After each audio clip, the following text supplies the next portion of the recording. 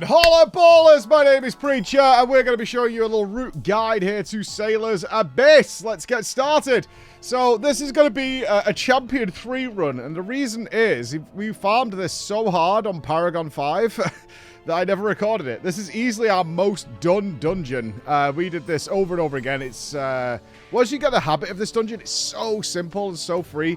Our first pull, we're going to run to the left. We prefer the left route here, and mark your water elementals. One each. One for the tank and the other for the melee range. It's the only thing that needs interrupting here. And our job is pretty simple. We're just going to make sure those water elementals do not heal, and we're going to blast this pack down. This pack can get quite nasty, so a big recommendation for this dungeon is mass dispel trinkets if you have them.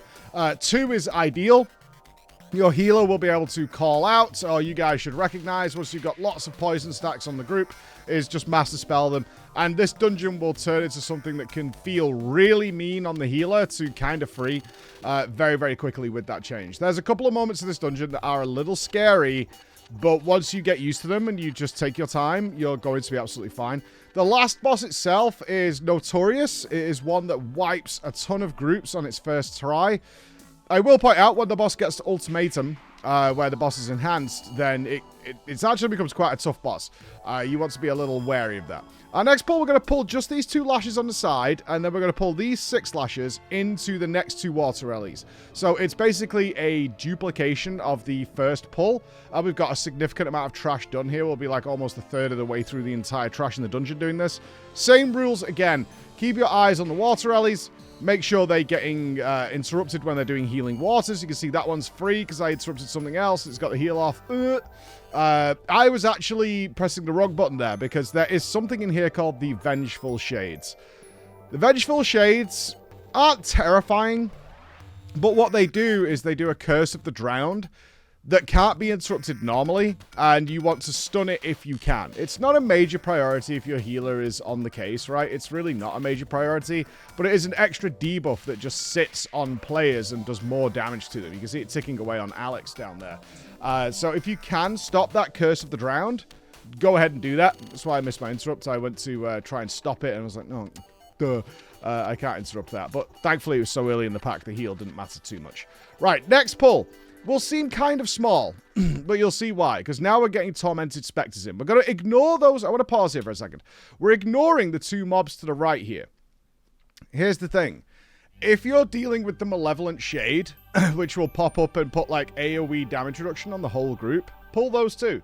It's 2 extra mobs, and it makes it so that every trash pull you will do for the rest of the dungeon will die and then spawn the shade, and you never have to worry about it. So it's these 2 mobs on the right hand side. I know that seems silly, but these 2 mobs make the whole world difference. We don't need them now, but if we are dealing with a shade, take that in, and then that's it. You're done worrying about that affix for the entire dungeon. So a little fun thing you can do there. This is why we like this route. It's very easily modifiable just by bringing in a couple of lashes. You either need them or you don't. Very simple. So these Tormented Spectres, these are now our interrupt targets. We've still got 2 or 3 Vengeful Shades in this group. Again, stuns help. Healers can stun. DPS can stun. A lot of people, the tank can stun. They're on long cooldowns though, so you're not going to get them all. But any help you can give to your healer there to not just have to dispel. They're dispellable debuffs, but again, there's a lot of them going out, and dispel does have a cooldown. So anything you can do to put a stop to them. You can see I was mousing over that one, looking to what goes next. One of the issues I ran into around this point is I actually made a little button in the middle of my screen. As you can see here, this is my stun. After this dungeon, or close to it, as we were starting to do Paragon League, I actually got my legendary that forced me to use my stun as part of my normal toolkit. It should be anyway. It reduces the cooldown on a lot of Helena's spells, but you can hold it back a little bit. Right. I want to pause here. This is the scariest pull in the dungeon. Some of you who've played this game in its pre alpha will be used to pulling this all the way downstairs into the big sort of nothing pack that's downstairs. They've changed it now so that these guys will just lumber around and take forever to get there. These Corsairs absolutely wreck. These are a nightmare, an absolute nightmare, because they're going to stack a bleed on the tank very quickly. There's 2 of them, so it's going to be 2, 4, 6, 8. Once that thing gets to like 6, unless you're ridiculously overgeared, you want to be kiting the Corsairs. They are naturally slow. They are naturally slow, so you can just walk away from them to reset your debuff, but be very, very scared of these. So the way we deal with this once we get past Champion League and do Paragon is we nuke the crap out of one of them. We get rid of one of them. That's going to reduce these amount of debuffs by 50% straight away. So absolutely blitz one of them out of there, and then you can make some choices. You can move down with this pack. It's just a water elemental, so interrupt the heal. Into the next pack. You can see I just kited there. I reset my bleed stacks. You can see them just above my nameplate there. I've got 4 now. Very nasty. So here we're evenly DPSing them because this is Champion League. As you go into Paragon League and stuff like that, you will just want to just get rid of one of these Corsairs. And at that point, you can just stand and DPS it. You won't stack it up quick enough to be really worried. If you do get 6, you can see what I'm doing here. Now we're going to pull the rest of this trash. This trash is very easy. This is just melee boys doing melee things. There's nothing to worry about. But now we realize this is actually one of the reasons I chose this video is that you can actually see the Corsair now takes a week to get over here. It'll just lumber its way over, and it's just going to be around for a while. And when it gets there, now it's here, it's going to start stacking up. But this trash is not scary. So in theory, if you're pretty geared and you're pretty confident, you can pull the Corsairs and the Water Elemental down here. Just bear in mind that they're going to be casting and doing things and taking ages to get to this pack. But this pack really doesn't do anything all the way until Endless. Nothing to fear here whatsoever. Now, the cool thing, the scary part is over. It's done. In this dungeon, this is why we loved farming it. It's extremely quick. You will clear this in about 10 minutes. Is that you can just do the rest of the dungeon really easily. And move forward and just do 2 of these pulls right into here. Because these don't really do anything. The scary mob here is the Deep-Bound Magi. And all it really does is this big AoE, one of the casts. So we have all 3 interrupters on it. Which means we do what we call free ball interrupting. One person will be assigned to actually stopping the scary cast. Everybody else can stop random casts onto the tank. It's fine. There's necrotic bolts. If you can interrupt them, go ahead. Like, they're not scary, but don't let Call of the Abyss go off. Do be wary of the soak. There's a group soak that comes out from the Magi. But other than that, we're going to do this exact same pull again. And that's going to be all the trash done. Exactly 100%. Nothing to worry about whatsoever. Nice and simple. Very fun. Very free. This is a great dungeon to farm if you can manage the last boss. As I said, the last boss seemingly in early leagues when you're doing Contender and Adept will be like, wow, this boss is like really easy. And then you'll hit like late Champion and Paragon. And you'll be like, oh god, this thing has hands. This thing has serious hands. Here's our final pull of the dungeon. Exactly the same again. Just pull everything on top of the Deep-Bound Magi. None of them are casters. So they're all just going to come with the tank immediately and just get involved. Again, free ball, kick, necrotic bolt. Stop the big cast, and you're going to be laughing all the way to the bank with this. And of course, if you pulled those 2 flowers earlier on, if you had something scary, then you would be more than fine. In fact, we chickened one of the shades here. As you can see, that medium chicken. I don't know if you guys are aware of this. Basically, in Fellowship, the mobs are divided into 3 categories. There's either small, medium, or large. Large mobs, which would be like the Deep-Bound Magi here, cannot be stunned. They will, that don't work. Medium and below can be. Things like that you want to watch out for. And it also affects the amount of percentage they give you. So we have 97%. We're going to finish these off, and that's going to be fine. Just bear in mind, if you do chicken an enemy, they are permanently turned into a chicken, but they no longer give you percentage. That's the trade-off. They no longer give you percentage. So you can nullify even large enemies. You can use it on large enemies, but they might give 3-4%, but they won't if they're a chicken. All right, so I'm going to treat this boss like it's the hard ultimatum boss, all right? I just tank it this way normally now. This is how we always do it.